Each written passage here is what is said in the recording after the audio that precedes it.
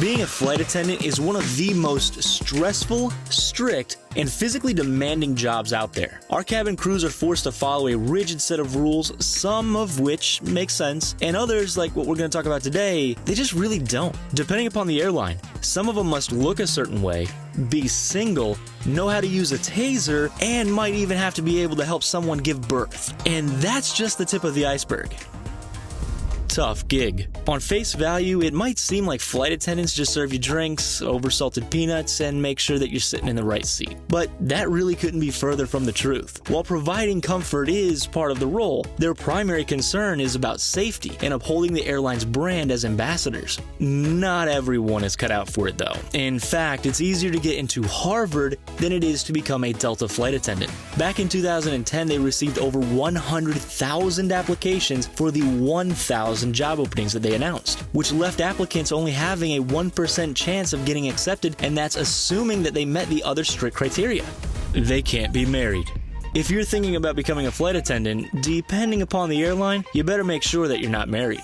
JetBlue states that if anyone is interested in applying for the inexperienced crew member jobs, they must be single. Those with a few flights already under their belts, however, they're cut a little more slack. It's a similar story with Gulf Air, which is an airline based out of the Middle East. All of the female cabin crew must not be married when they start working, and if for some reason they suddenly fall head over heels, they must ask the company's permission before they can say their I do's. In general, this rule is rather outdated, but as you can see, a handful of companies do still implement it. They have to know how to use a taser. This next one might come as a shock. On Korean Air, flight attendants are required to know how to operate a taser. If a passenger is dangerously rowdy and refuses to listen to staff instructions, then flight attendants have legal permission to tase them. Now, this might sound unnecessarily violent, but in the eyes of the airlines, it's better to have one reckless passenger subdued than hundreds put in immediate danger.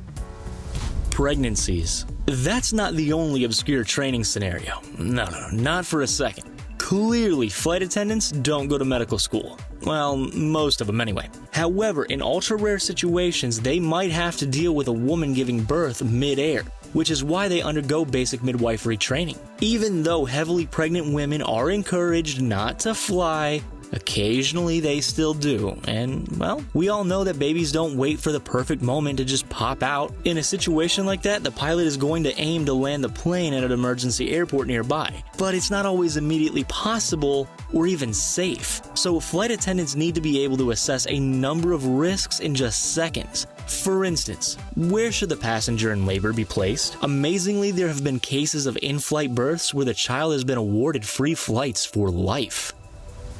Someone who passes away mid-flight. A mid-flight birth is a miracle.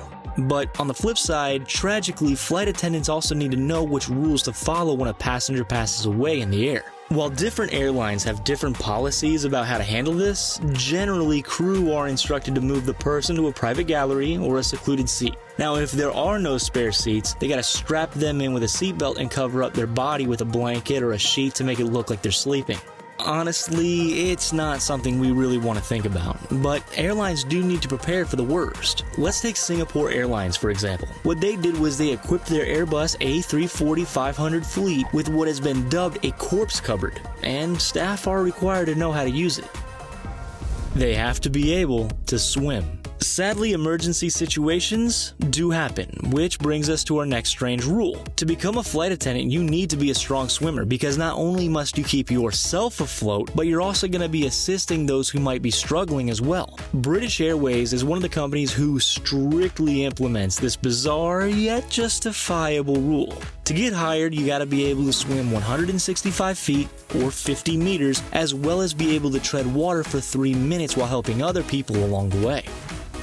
They can't use all the gear in the first aid kit if you're sick or injured. If a passenger is sick, has a headache, or a minor injury or something like that, flight attendants can provide plasters and medications from a well-stocked first aid kit. However, it's a little uncomfortable to realize that the cabin crew isn't actually allowed to use everything that's provided in that first aid kit. Here's why. If a serious situation arises, one which the basic medical training doesn't cover, then flight attendants immediately radio to Med-Air, which is a 24/7 medical service that provides over-the-phone instructions. Now, unless there's a licensed doctor on board the plane, cabin crew are forced to wait for a direct order from Med-Air in order to use advanced equipment like intravenous medicines.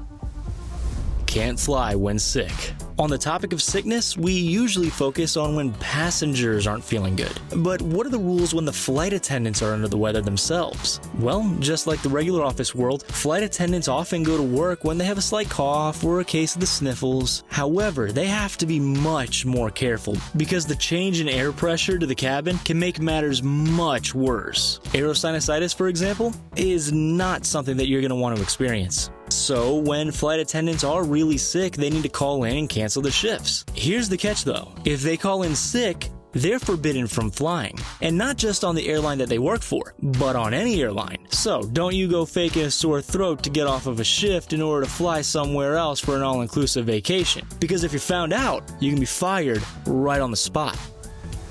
Promoting outside interests. Another strict in-flight rule is that staff aren't allowed to promote their personal, non-work related interests. So if an overeager flight attendant is trying to get you to subscribe to his podcast about cats, buy shares in his funky sock company, or get you involved in a shady pyramid scheme, don't you be afraid to make a complaint to the airlines because this is blatantly against the rules. The complaint might even land you a couple free flight vouchers. Who knows? Can't go into the cockpit.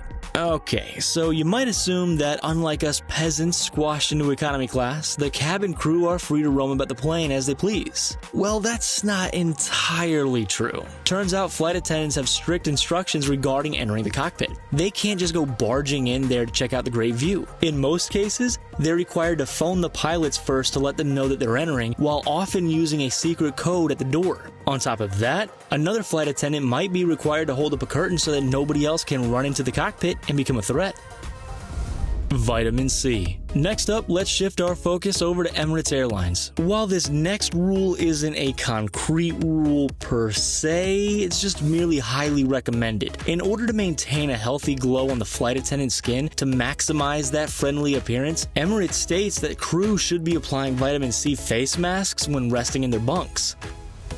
Physical appearance. Across the majority of airlines, extremely rigid rules are set in place regarding weight, height, tattoos, complexions, and hair. Starting off with weight. Flight attendants are required to have a healthy BMI and to be able to fit into the aircraft's jump seat. While some airlines keep the requirements vague, Malaysian Airlines has a strict requirement for women of a BMI of 22 to 25 and for men of 25 to 28. As for the height, well, crew members need to be able to reach medical kits, open and close the overheads, and help passengers with their bags if they feel like it. British Airways and Southwest Airlines, for example, require crews to be between 5'2" and 6'1". How about tattoos?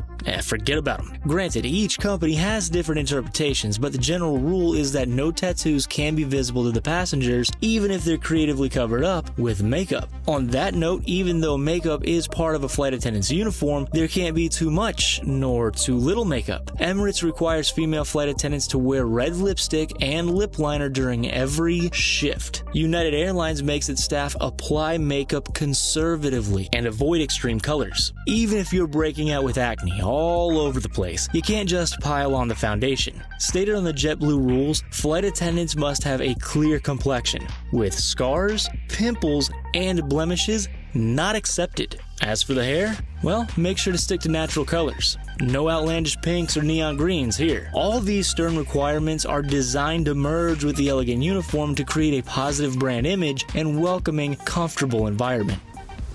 Uniforms. Believe it or not, a ponytail isn't allowed to cover up a significant portion of the outfit. JetBlue declares that the ponytail should be no higher than the tops of one's ears and no longer than the tops of the shoulders. It's a similar deal with the hems of women's skirts, having to fall within a certain distance of the knee depending upon the airline. Thankfully, as cabin crews chalk up the flights and finish their probation, the uniform rules ease up a bit. Drinking in uniform.